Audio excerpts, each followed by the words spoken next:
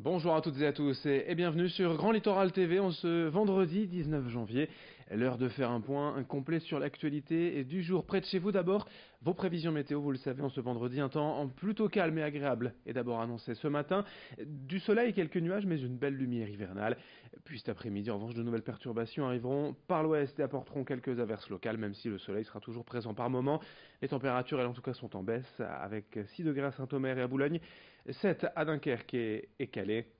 Les prévisions météo complètes, vous en avez l'habitude, à retrouver juste après ce journal.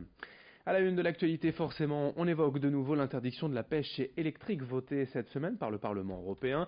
À Boulogne, les marins pêcheurs ont évidemment salué cette décision des députés, même si le combat n'est pas terminé. Le texte doit encore faire l'objet de négociations entre le Parlement, la Commission et le Conseil européen.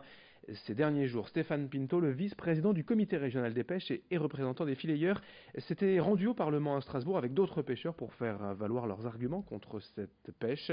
Une pratique, je vous le rappelle, qui consiste à racler les fonds marins avec une électrode pour tuer les poissons plats nichés dans le sable tels que la sole. Sauf qu'il est impossible de savoir avec certitude l'impact sur les autres espèces. Louis Caillé a rencontré Stéphane Pinto à Boulogne qui évoque cette décision du Parlement.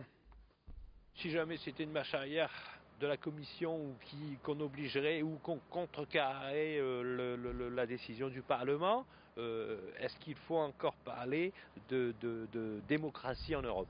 Je ne sais pas. Je ne sais pas, il y a quand même un large écart entre le pour et le contre de cette technique de pêche, qui le prouve, plus de 400 voix pour l'arrêt total de la pêche électrique en Europe, et 200 et quelques voix pour le statu quo ou la continuité ou le développement en Europe. Donc voilà, si demain la Commission et le Conseil venaient à contrecarrer cette décision qui a été prise au Parlement, je pense qu'il n'est plus question de parler, comme en France ou ailleurs, de démocratie. Rien ne va plus au conseil municipal de Rinxan. Depuis quelques jours, cette petite ville du Boulonnais voit se déchaîner ses élus après l'interview du maire Stéphane Quinault dans la presse locale la semaine dernière. En réaction, ce mardi, 17 des 21 élus ont présenté conjointement leur démission du conseil municipal, une défection massive qui pourrait entraîner à terme de nouvelles élections à Rinxan. Louis Caillé revient pour nous sur cette affaire. Et c'est un véritable coup de tonnerre ici pour les quelques 3000 habitants de la commune de Rinxan. 17 des 21 conseillers municipaux ont adressé une lettre de démission à leur maire Stéphane Quinault mardi dernier. Des démissions en cascade qui font écho justement aux propos du maire qui indiquait que tant que son conseil municipal ne l'invalidait pas en démissionnant de manière massive, lui resterait à son poste. Se pose à présent la question de son maintien ou de sa démission à la tête du conseil municipal. Et sur ce sujet, nous avons contacté la préfecture du Pas-de-Calais ce jeudi après-midi, préfecture qui nous indiquait que pour l'heure, elle n'a pas encore reçu ces fameuses démissions. Mais ce que l'on sait, c'est que de nouvelles élections devraient être convoquées prochainement. C'est donc clairement une menace à l'égard de Stéphane Quinault qui depuis une semaine et son interview donnée à la presse n'a pas donné signe de vie. Ici à la mairie de Rinxan, on se refuse à tout commentaire sur le sujet. Les relations entre Stéphane Quinault et son conseil municipal semblent n'avoir en fait jamais été bonnes. Lui-même reconnaissait qu'il n'avait tout simplement pas réussi à fédérer les élus de son conseil municipal et il estimait que ces élus étaient restés tout simplement fidèles à l'ancien maire, Bernard Chaussois, l'ancien maire resté 37 ans en poste. Le grand angle aussi de la rédaction dans cette édition, la découverte d'un garage solidaire ouvert récemment à Béthune. Ici, comme son nom l'indique, les réparations se font à prix réduit à destination des personnes aux revenus les plus modestes. Reportage sur place signé Vincent Vieillard. À Béthune, au sein de cet ancien concessionnaire automobile, c'est désormais un garage qui a ouvert ses portes début septembre, mais pas n'importe lequel, un garage solidaire. Ici, la mission, c'est de réparer des véhicules à bas prix et le tout par des salariés qui étaient sans emploi et en difficulté pour retrouver le chemin du travail. Mais si les tarifs sont attractifs, pas question de concurrencer les autres garagistes. On a une tarification qui est beaucoup plus intéressante qu'un garage classique parce qu'on est sous format associatif, mais on n'est pas là pour faire de la concurrence au garage classique. On s'adresse vraiment à une population qui n'a pas les moyens de faire réparer sa voiture dans un garage lambda. Effectivement, il faut une fiche de prescription de Pôle emploi, PLI, mission locale, CCAS, et il faut que la personne ait des revenus qui ne dépassent pas le SMIC. Avant de prendre le volant de ce projet, Laetitia et Ludivine travaillaient déjà dans le domaine du social. Après une perte de leur emploi, elles ont monté ce projet pendant 2 ans avant de le concrétiser avec le recrutement de 6 personnes en septembre dernier. Heureusement qu'on était 2, ça nous a permis de nous soutenir dans les bas surtout, donc, et de partager les hauts. C'est déjà beaucoup de volonté parce qu'effectivement il faut tenir 2 ans pour monter un projet comme ça. Psychologiquement c'est vrai que c'est pas toujours évident, il y a des impératifs familiaux également, il y a un investissement des amis, de la famille.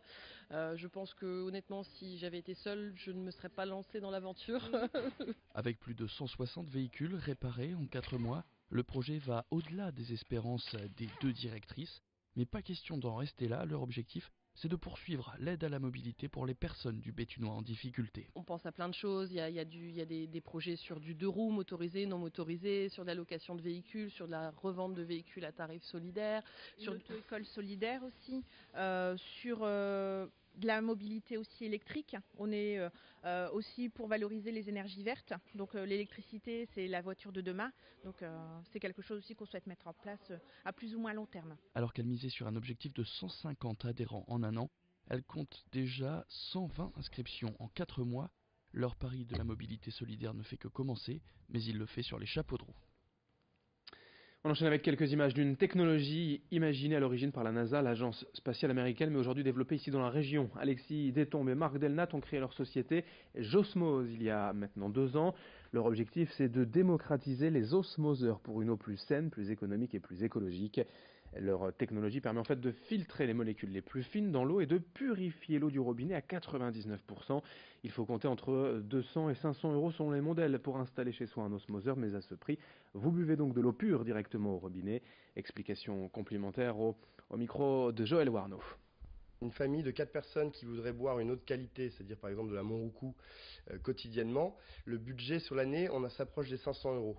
À 500 euros, vous avez un osmoseur. Et un osmoseur, ça tient plus qu'1 an. On est plutôt sur à peu près 10 ans de durée de vie, voire plus. Donc je pense que c'est très vite rentabilisé. Effectivement, vous avez aussi des filtres à changer. Le budget, ça dépend du modèle que vous prenez, mais on est entre 35 et 100 euros par an. Donc ça reste beaucoup moins cher que l'eau en bouteille. Rapidement, le programme sport du week-end avec d'abord en pro à la 17e journée. Demain, le BCM Gravelines-Dunkerque joue à Limoges à 18h30, tandis que le SSM Le Portel accueille Chalon sur Saône au Chaudron à 20h. En football, en national, l'USBCO se déplace à Grenoble ce soir à 20h, alors que l'USLD est exempt. Fin de cette édition, merci à vous de l'avoir suivi. Sur Grand Littoral TV, l'info continue dans un instant. Très belle journée à toutes et à tous.